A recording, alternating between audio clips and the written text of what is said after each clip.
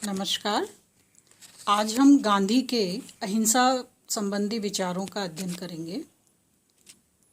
अहिंसा की अवधारणा भारतीय संदर्भ में एक बहुत महत्वपूर्ण और अति प्राचीन एक भावनात्मक कॉन्सेप्ट है और अनवरत रूप में भारतीय संदर्भ में सामाजिक, राजनीतिक या अनेक अन्य संदर्भों में इस अवधारणा का प्रभाव निश्चित रूप से हमें प्रत्यक्ष होता दिखाई पड़ता है।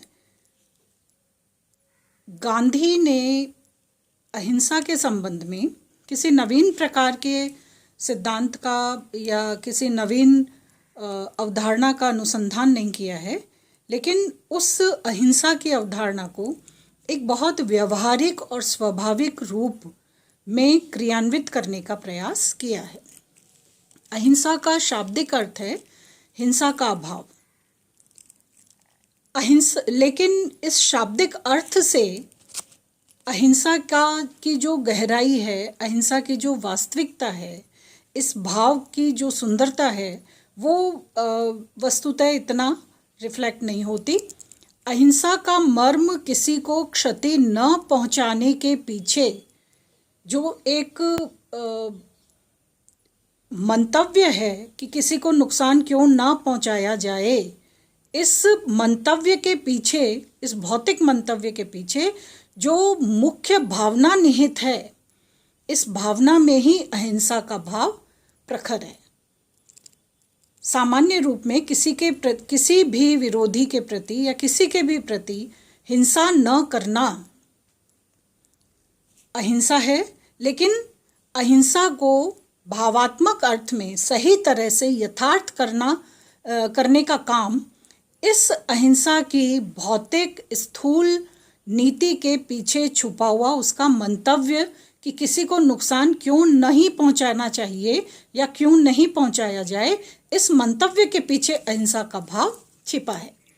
क्योंकि अहिंसा प्रत्येक के प्रति जागृत प्रेम या करुणा का उचित मापदंड है।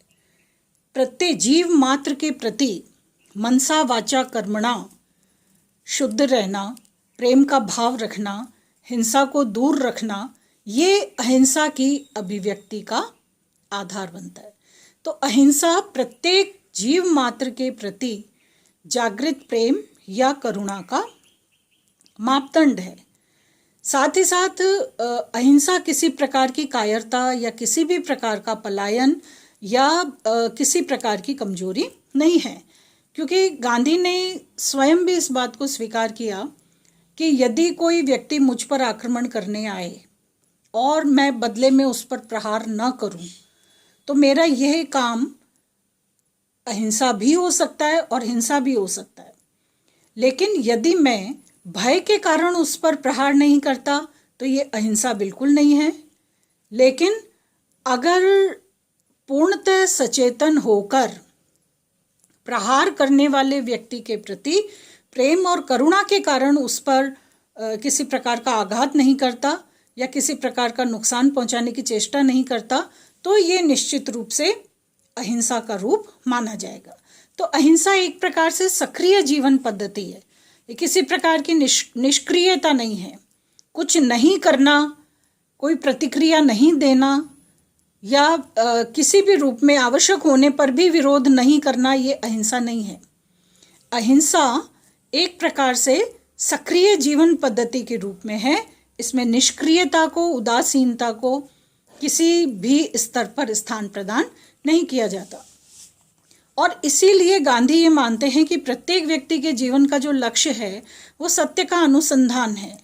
उस सत्य तक पहुंचने के लिए, सत्य की साधना करने के लिए अहिंसा अपने आप में साध्य न होते हुए भी एक महत्वपूर्ण साधन अवश्य बनती है। क्योंकि जो प्रमुख साध्य है वो है सत्य का अनुसंधान, सत्य की प्राप्ति, और उस प्राप्ति के मार्ग का एक सशक्त माध्यम और साधन है अहिंसा। तो अहिंसा का सार जो है वो एक प्रकार से शाश्वत प्रेम है। क्योंकि गांधी की मान्यता है कि अपने संबंधियों से, अपने मित्रों से प्रेम करना एक प्रकार की स्वाभाविक प्रक्रिया है, स्वाभाविक भाव है। सच्चा अहिंसक तो वो होता है जो अपने विरोधियों से या शत्रुओं से भी वैसे ही स्नेह रखता है, वैसे ही प्रेम करता है जैसा कि वो अपने परिजनों या अपने संबंधियों से रखता है। तो ये एक प्रकार से अपने आप में बहुत व्यापक और बहुत उदारतावादी और बहुत कहना चाहिए मानवतावादी भाव है, जो सिर्फ अपने प्रियजनों के प्रति ही नहीं बल्कि अपने विरोधियों के प्रति भी संभाव रहता है। अहिंसा आस्था और निष्ठा का विषय है, इसलिए विपरीततम परिस्थितियों में भी गांधी के अनुसार ये अहिंसा का भाव डिगता नहीं है, कमजोर नहीं पड़ता। किसी भी प्रकार का विचलन, किसी भी प्रकार की अस्थिरता अहिंसा की नीति को अपनाने वाले व्यक्ति में, अहिंसक व्यक्ति में ये अहिंसा का भाव कमजोरी उत्पन्न नहीं करता, क्योंकि ये आस्था कठिन परिस्थितियों में भी अडिग रहती है। ये आस्था का भाव, ये आस्था का आधार ही अहिंसा को स्थिर बनाता है। तो जो व्यक्ति अहिंसा को नीति के रूप में अपनाते हैं वे अहिंसक होकर अपनी आस्था और निष्ठा को और ज़्यादा मजबूत करते हैं। वे व्यक्ति जिनकी सत्य के प्रति अटूट निष्ठा है, उस निष्ठा को प्राप्त करने के लिए वो एक परम साधन के रूप में अहिंसा का प्रयोग करते हैं। अहिंसा के साधक के समक्ष सिर्फ ईश्वर का भय होता है, बाकी भौतिक और सांसारिक इकाइयों का, सत्ता का, क्रियाओं का अहिंसक को किसी प्रकार का कोई भय नहीं होता। अहिंसा के पालन के संदर्भ में गांधी ये मानते हैं कि सभी व्यक्ति समान रूप से सक्षम नहीं होते, क्योंकि प्रत्येक व्यक्ति में आत्मबल और निर्भीकता की मात्रा भिन्न भिन्न होती है। तो व्यक्तियों के व्यक्तित्व में आत्मबल और निर्भीकता का जो स्तर है, उस स्तर के अनुरूप ही अगर ये स्तर उच्चतम है तो वो उच्चतम अहिंसक हो सकते हैं, अगर ये स्तर मध्यम है तो वो मध्यम स्तर के हो सकते हैं अहिंसक, और यदि न्यून स्तर का है तो उनका अहिंसक होना संभवतः संभव नहीं है। तो आत्मबल और निर्भीकता की मात्रा के अनुसार प्रत्येक व्यक्ति की अहिंसा संबंधी निष्ठा का स्तर निर्धारित किया जा सकता है। और गांधी ये भी मानते हैं कि जीवन हेतु अनिवार्य न्यूनतम हिंसा भी अहिंसा का ही एक व्यवहारिक रूप है। जैसे अगर किसान ने फसल उगाई है और फसल में किसी प्रकार का कीड़ा लगने या किसी प्रकार का कीटाणु उसको नुकसान पहुंचाने के लिए अगर सक्रिय है, तो उस स्थिति में कीटाणुनाशक का प्रयोग करना किसी भी रूप में हिंसा की श्रेणी में नहीं आता। गांधी ने इसको व्यवहारिक अहिंसा का नाम दिया है। जीवन को बचाने के लिए न्यूनतम आवश्यक हिंसा भी अहिंसा की ही व्यवहारिक श्रेणी में शामिल होती है। इसलिए गांधी का अहिंसा संबंधी सिद्धांत जो है वो व्यवहारिक रूप में एक बहुत व्यापक और बहुत मानवतावादी आयाम जो है वो इस नीति को प्रदान करते हैं। जीवन की व्यवहारिक परिस्थितियों में अहिंसा का सिद्धांत एक सापेक्ष नियम है। इसका पालन उद्देश्य की व्यापकता के आधार पर परिस्थितियों के विवेक सम्मत आकलन के द्वारा ही किया जाना चाहिए। यानी इसका जो उद्देश्य का स्तर क्या है, हमारा उद्देश्य कितना व्यापक है, जितना व्यापक उद्देश्य होगा अहिंसा जो है वो उतनी ही कहना चाहिए व्यापक स्तर पर उसका प्रयोग किया जाएगा। तो अहिंसा जीवन की व्यावहारिक परिस्थितियों में सापेक्षता के नियम पर आधारित होती है, जिसमें उद्देश्य की व्यापकता के आधार पर और परिस्थितियां किस प्रकार की उनका विवेक सम्मत मूल्यांकन करने के उपरांत अहिंसा के सिद्धांत का पालन के नियम का या उसकी प्रक्रिया की क्रियान्विति की जाती है। अब गांधी जो हैं वो ये मानते हैं कि ऐसा नहीं है कि हर परिस्थितियों में हम अहिंसा को का मूल्यांकन अपने अनुसार करके और उसका क्रियान्वयन कर लें। कुछ परिस्थितियां हैं जो इतनी जाहिर हैं, इतनी प्रत्यक्ष हैं कि उनके बारे में किसी प्रकार का कोई संदेह उत्पन्न नहीं होता। कार्य को अहिंसक ठहराया जाए, जैसे गांधी ने ये कहा कि जीवन के लिए की गई न्यूनतम हिंसा भी अहिंसा की श्रेणी में है। तो किसी भी कार्य को अहिंसक ठहराने के लिए कुछ पूर्व शर्तें हैं। इन पूर्व शर्तों में जैसे पहला है, कार्य के पीछे पवित्र उद्देश्य ही नहीं बल्कि संबंधित प्राणी का हित भी शामिल होना चाहिए। अगर सिर्फ उद्देश्य पवित्र है, संबंधित प्राणी का हित उसमें नहीं है, तो ये कार्य जो है, प्रक्रिया जो है, वो अहिंसक नहीं होगी। और ये भली भांति सुनिश्चित कर लेना चाहिए कि प्राणी को भौतिक क्षति पहुंचाना उसके हित की पूर्ति का एकमात्र उपाय है, इसके अलावा और कोई दूसरा उपाय नहीं है। तभी न्यूनतम हिंसा का प्रयोग किया जाए, अन्यथा नहीं। गांधी ने इस प्रकार से अहिंसा को व्यावहारिक और व्यापक बनाने के लिए जो न्यूनतम हिंसा की जानी है उसके लिए कुछ मापदंड निश्चित किए हैं। फिर गांधी ने अहिंसा का विभाजन भी किया है। पहली 3 प्रकार की अहिंसा है। पहला है बहादुरों की अहिंसा। ये सर्वाधिक प्रभावी शक्ति होती है, ये किसी भी प्रकार की लाचारी या कमजोरी नहीं होती। और इस श्रेणी की अहिंसा किसी एक व्यक्ति को इतना समर्थ बना देती है कि वो संपूर्ण संसार को भी चुनौती दे सकता है। ये सर्वोत्तम प्रकार की अहिंसा है, बहादुरों की अहिंसा। दूसरा है व्यवहारिक अहिंसा। इसका पालन एक नीति के रूप में किया जाता है और सुविधा सिद्धांत है। ये नुकसान का भय और उसका मूल्यांकन करके फिर अहिंसा का पालन किया जाता है। तो ये है व्यवहारिक अहिंसा। और तीसरा है कायरों की अहिंसा। गांधी ये मानते हैं कि ये वस्तुतः अहिंसा है ही नहीं। भय के कारण, कमजोरी के कारण अगर कोई व्यक्ति अहिंसा को आवरण की तरह से ओढ़कर या अपनाकर और दिखावा करता है अहिंसा का, वस्तुतः वो मुकाबला करने में समर्थ नहीं है, वो किसी भी प्रकार से सक्षम या मजबूत नहीं है, इसलिए वो अहिंसा की आड़ में अपनी कायरता को छुपाने की कोशिश करता है। गांधी की ये मान्यता है कि ये अहिंसा का निकृष्टतम रूप है और ये वस्तुतः अहिंसा है ही नहीं, क्योंकि कायर को अहिंसक बनाना किसी भी रूप में, कहीं भी, किसी भी स्तर पर संभव नहीं है। इसीलिए गांधी ये मानते हैं, उनका एक कथन है कि मैं वर्षों तक डरपोक था क्योंकि मैं कमज़ोर था।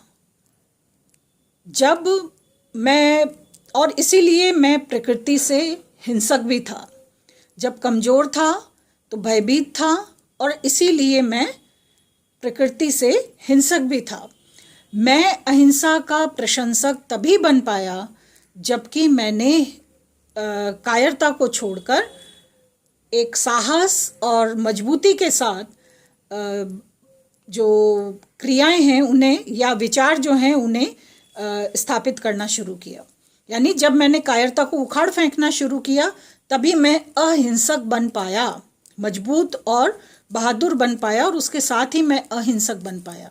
तो इसीलिए वो कहते हैं कि यदि मुझे हिंसा और कायरता में से किसी एक चीज का चयन करना पड़े तो मैं निश्चित रूप से कायर ही बनूंगा, तो हिंसा का चुनाव करूंगा, क्योंकि कायर बनना या कायरता की आड़ में अहिंसा का प्रयोग करना उचित नहीं है। तो हिंसा और कायरता में से अगर चयन का प्रश्न आए तो मैं हिंसा का ही ज़्यादा चुनाव करूंगा, कायरता को छुपाने के लिए अहिंसा को आड़ के रूप में काम में नहीं लूंगा। तो अहिंसा मानव स्वभाव का सहज तत्व है। जब मनुष्य की आत्मा पर अज्ञान, असत्य और क्रोध का आवरण चढ़ जाता है तभी वो हिंसा का प्रयोग करता है, अन्यथा सामान्यतः व्यक्ति स्वभाव से अहिंसक ही है। अहिंसा जो है वो हिंसा की तुलना में अधिक प्रभावी है। अधिक प्रभावी इसलिए है क्योंकि ये एक स्वाभाविक तत्व है, मानव स्वभाव का, उसकी प्रकृति का, इसलिए ये स्थायी रूप से अपना प्रभाव कायम करता है। अधिक स्वाभाविक है इसीलिए ये प्राकृतिक है और सहज है, सामान्य व्यक्ति भी इसका प्रयोग करने में पूरी तरह से समर्थ है। अहिंसा की तुलना में कोई भी दूसरी पद्धति उतनी कारगर नहीं होती या वैसा व्यापक और सम्मान प्राप्त नहीं कर सकती जैसा कि अहिंसा के को अपनाने से प्राप्त होता है। क्योंकि हिंसा द्वारा, गांधी के अनुसार, हिंसा से व्यक्ति को सिर्फ परास्त किया जा सकता है, विरोधी को, उसे जीता नहीं जा सकता। लेकिन अहिंसा वो प्रभावशाली अस्त्र है, वो प्रभावशाली साधन है जिसके द्वारा विरोधी के मन और मस्तिष्क दोनों पर विजय प्राप्त की जा सकती। इसलिए अहिंसा अधिक प्रभावी है, अधिक स्वाभाविक है, क्योंकि ये विरोधी के मन और मस्तिष्क में भी प्रेम उत्पन्न करती है, एक कहना चाहिए परस्पर सहमति का भाव उत्पन्न करती है। इसलिए मन और मस्तिष्क पर विजय प्राप्त करने, विरोधी के मन मस्तिष्क पर विजय प्राप्त करने के लिए अहिंसा ही एकमात्र उपाय माना जा सकता है। और गांधी ये भी मानते हैं कि बाकी साधनों का कोई विश्वास नहीं है, उनका प्रयोग करके लक्ष्य प्राप्ति तक हम पहुंच पाएं या नहीं पहुंच पाएं, लेकिन अहिंसा जो है, इसका प्रयोग करके जो भी क्रियाएं की जाती है उसमें सफलता सुनिश्चित है। अहिंसा ऐसा अस्त्र है जिसको कोई भी भौतिक बल झुका नहीं सकता। अहिंसा की शक्ति को संख्या या मात्रा की सीमा में भी नहीं बांधा जा सकता। बड़े से बड़े लक्ष्य की प्राप्ति भी अहिंसा के धरातल, अहिंसा के आधार से, अहिंसा के साधन से प्राप्त की जा सकती है। अब गांधी ने अहिंसा के सामाजिक और राजनीतिक आयामों का भी वर्णन किया है और वो ये मानते हैं कि यदि मनुष्य प्रकृति से अहिंसक नहीं होता तो सदियों पूर्व ही परस्पर कलह और विद्वेष से ये मानव जाति समाप्त हो जाती। तो गांधी ये मानते हैं कि यदि अहिंसा एक व्यक्ति तक सीमित है तो वो सर्वोच्च धर्म कभी भी नहीं बन सकती। इसीलिए वो ये मानते हैं कि एकांत में गुफा में बैठकर जो अहिंसा की साधना करते हैं, पूजा करते हैं, वो वस्तुतः अहिंसा के वास्तविक और व्यापक स्वरूप से कभी भी परिचित नहीं होते। ऐसी अहिंसा की गांधी के अनुसार किसी प्रकार की कोई उपयोगिता नहीं है। जबकि गांधी ये मानते हैं कि ये अहिंसा एक सार्वजनिक क्षेत्र में सामान्य व्यक्ति द्वारा प्रयुक्त की जाने वाली बहुत प्रभावशाली नीति है, एकांत में बैठकर साधना करने वाली नीति नहीं है। लोक व्यवहार में, सार्वजनिक क्रिया क्षेत्र में अहिंसा के साधन का बहुत व्यापक और बहुत प्रभावशाली तरीके से प्रयोग किया जा सकता है। तो अहिंसा की वास्तविक अभिव्यक्ति जो है वो जनता की निस्वार्थ सेवा के रूप में देखी जा सकती है। इसके अतिरिक्त गांधी ने अहिंसा के अंतर्राष्ट्रीय आयाम पर भी विचार किया है। गांधी ये मानते हैं कि अहिंसा के माध्यम से न्याय सम्मत अंतर्राष्ट्रीय व्यवस्था का निर्वाह किया जा सकता है। वसुधैव कुटुंबकम का भाव या जीव मात्र के प्रति एक संतुलित और वांछनीय मानवीय दृष्टिकोण का विकास अहिंसा से ही संभव है, क्योंकि विपरीततम परिस्थितियों में भी अहिंसा ही सुरक्षा की सर्वश्रेष्ठ गारंटी दे सकती है। और जब तक हम इस साधन को अर्जित नहीं कर लेते, अहिंसा के साधन को, तब तक प्रतिरोध या विरोध करने के लिए अहिंसा के तरीके को अपना नहीं लेते, तब तक लोकतंत्र की रक्षा करना संभव नहीं होगा। इसलिए अहिंसा जो है, इसके माध्यम से एक सशक्त अंतर्राष्ट्रीय व्यवस्था के निर्वाह की सुनिश्चितता है। दूसरा, गांधी ये मानते हैं कि युद्ध और आक्रमण अंतर्राष्ट्रीय मुद्दों के समाधान में हिंसा को अपनाने के कारण ही उत्पन्न होते हैं या आगे बढ़ते हैं, या एक के बाद दूसरे युद्ध का प्रारूप और उसका आधार तैयार होता है अगर अहिंसा का पालन नहीं किया जाता। तो युद्ध और आक्रमण जैसे जो कहना चाहिए आक्रामक नीतियां हैं या घटनाएं हैं, इन्हें रोकने के लिए भी अंतर्राष्ट्रीय मुद्दों के समाधान में अहिंसा का प्रयोग करना होगा। तीसरा, गांधी ये मानते हैं कि युद्ध जो है वो मानवीय स्वभाव का एक प्राकृतिक तत्व नहीं है, बल्कि युद्ध तो पशु बल का समर्थन है। अब मनुष्य होकर के अगर पशुता के स्तर पर आकर उसके बल का समर्थन, उसका प्रयोग किया जाए तो ये सभ्य या व्यवस्थित मानवीय समाज के लिए घातक होता है और हो सकता है। तो गांधी युद्ध का समर्थन पशु बल के रूप में मानते हैं और मनुष्य के सहज स्वभाव के रूप में हिंसा या युद्ध नहीं है। मनुष्य मनुष्य है, सर्वश्रेष्ठ कृति नियंता की है। तो इसलिए गांधी अंतर्राष्ट्रीय व्यवस्था में स्थिरता कायम करने के लिए, अनुशासन और मानवीयता कायम करने के लिए युद्ध या पशु बल के रूप में जो नकारात्मक प्रवृत्तियां हैं उनसे ऊपर उठने के लिए अहिंसा की नीति का ही समर्थन करते हैं। फिर गांधी ये भी मानते हैं कि युद्ध जो है वो नैतिकता के सारे मापदंडों को समाप्त कर देता है, निषेध करता है, जबकि मानवीय समाज में नैतिकता परम आवश्यक है और इस नैतिकता की अभिव्यक्ति अहिंसा से ही होती है। इसलिए अंतर्राष्ट्रीय स्तर पर अहिंसा का पालन उचित है। एक और दो प्रकार की प्रवृत्तियां जो इस समय विश्व में परिलक्षित होती हैं, पहला है शस्त्रीकरण और दूसरा है सामूहिक विनाश की अनिवार्यता।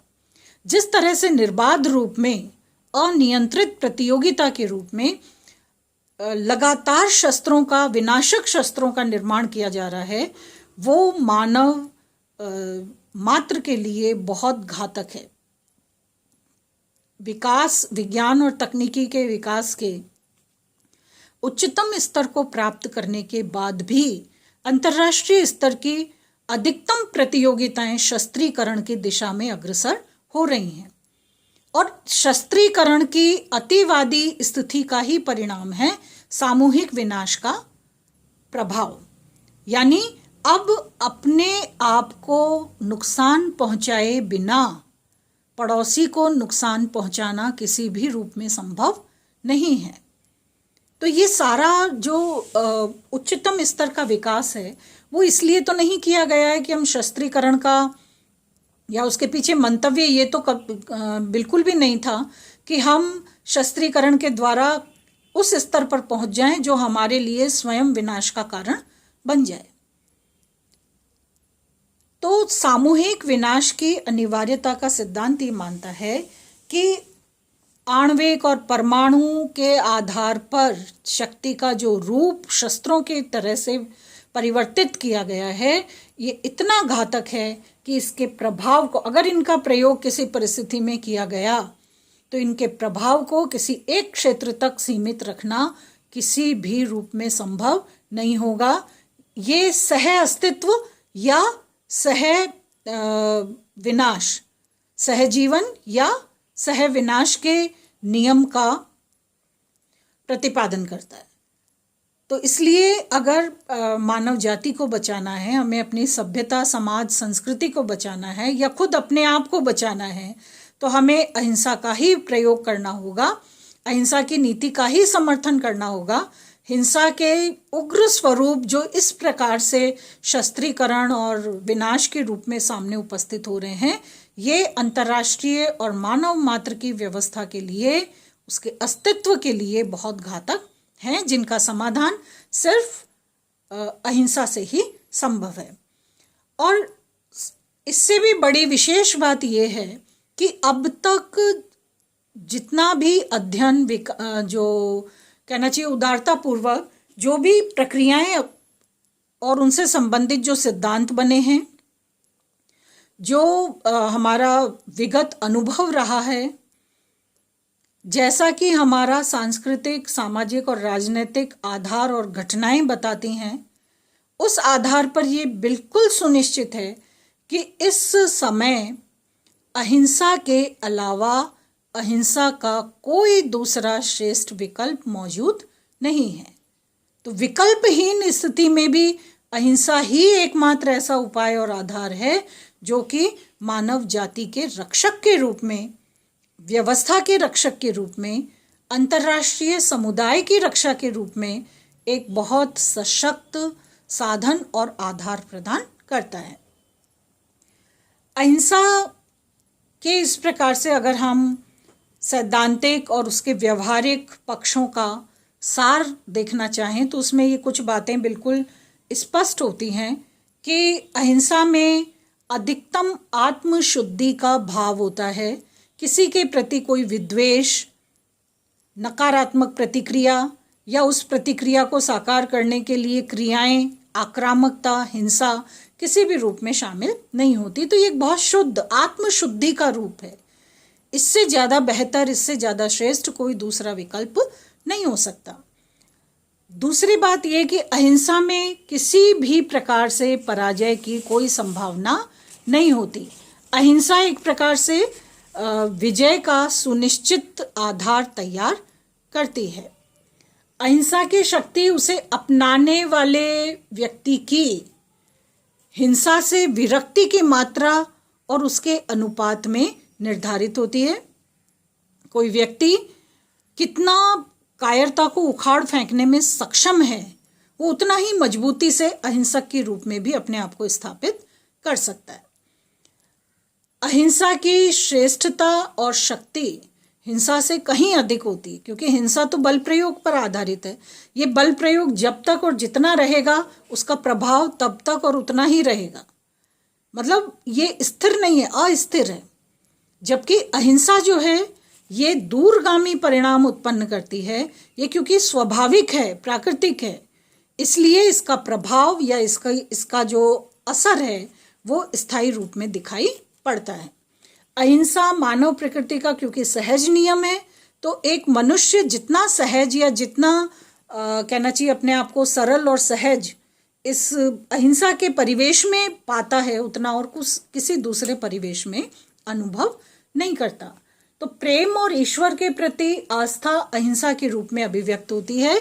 इसलिए अहिंसा सामान्य रूप में व्यक्ति के आत्मगौरव, सम्मान और प्रतिष्ठा के रक्षण में पूरी तरह से एक सशक्त साधन की तरह से है। अहिंसा के प्रति आस्थावान को अपने सम्मान के अतिरिक्त और कोई भौतिक आकर्षण, आत्म स्वाभिमान के अतिरिक्त और कोई दूसरा आकर्षण जो है वो प्रभावित नहीं करता। वो आत्मसम्मान को बचाने के लिए किसी भी प्रकार का उत्सर्ग करने के लिए सदैव तत्पर रहता है।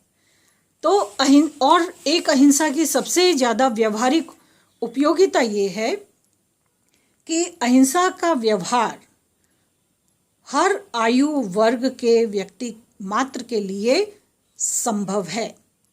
यानी वृद्ध, बालक, स्त्री, पुरुष, छोटे बड़े सभी अहिंसा का प्रयोग कर सकते। तो ये कितना सरल, इतना सहज, इतना मानवीय, स्वाभाविक एक ऐसा उपकरण है, एक ऐसा आधार है जो सशक्त रूप में व्यक्तियों को, अहिंसक व्यक्ति को इतना कहना चाहिए मजबूत बना देता है, इतना व्यवहारिक बना देता है, इतना निडर बना देता है कि वो पूरे विश्व का मुकाबला भी अहिंसा के बूते पर कर सकता है। तो इस तरह से गांधी ने एक बहुत मानवीय प्रकार से अहिंसा के विविध रूपों को स्पष्ट करते हुए अहिंसा की मात्रा और अनुपात के आधार पर कैसे इसकी व्यवहारिकता निर्धारित होती है और कैसे अहिंसा जो है वो व्यक्ति मात्र अपने विरोधी के मन और मस्तिष्क दोनों पर विजय प्राप्त करने में सक्षम है, इन आधारों पर ये स्पष्ट करने का प्रयास गांधी ने किया है कि अहिंसा से बेहतर कोई विकल्प मनुष्य के पास या व्यवस्थाओं के पास नहीं है। धन्यवाद।